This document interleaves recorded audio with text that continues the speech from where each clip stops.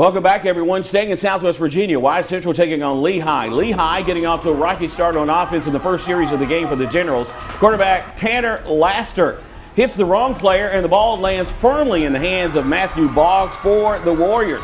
That interception turned into the first points of the night for the Warriors when on the very first play, for Wise Central, C.J. Crabtree hits the outside, cruises his way into the end zone, dragging several Generals with him along the way at 7-0 Warriors. Now the Generals kick the punt deep in the Warriors' territory, the 8-yard line to be exact, but that did not stop Wise Central at all. After two plays, Crabtree would crush off a long run to midfield, and then there to finish it off was Noah Bowling, who would find another Lehigh weakness when he strolls into the end zone for a nice little stiff arm for the 14-0 Warriors. As we go to the final, it looks like this. It was Wise Central winning 55-11. Galax over Auburn 55-14.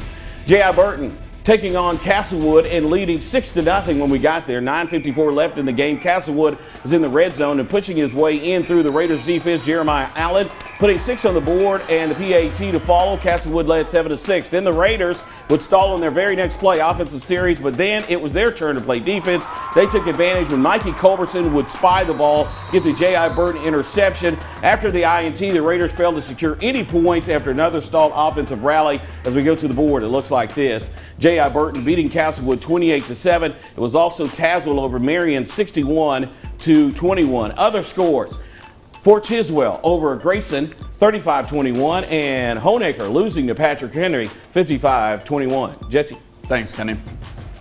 We got Thomas Walker and Eastside going at it right here, and this is just a battle between these two games. An onside kick right off the bat right now, but they're going to recover it as well. Eastside's going to pop on that one, and they would just turn that offense in this one. The back just cruising through the line of scrimmage. He's going to take it to the second level, and this man is gone. Now the defender gives a nice effort here, but unfortunately for the defender, the offense would get in for 6. That's going to be a great score for them.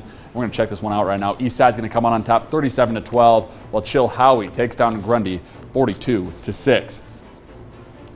Now take a look at, Graham and Richlands in the first quarter. We're going to pick this game up. Devin Lester is going to be taking it for 25 yards for Graham.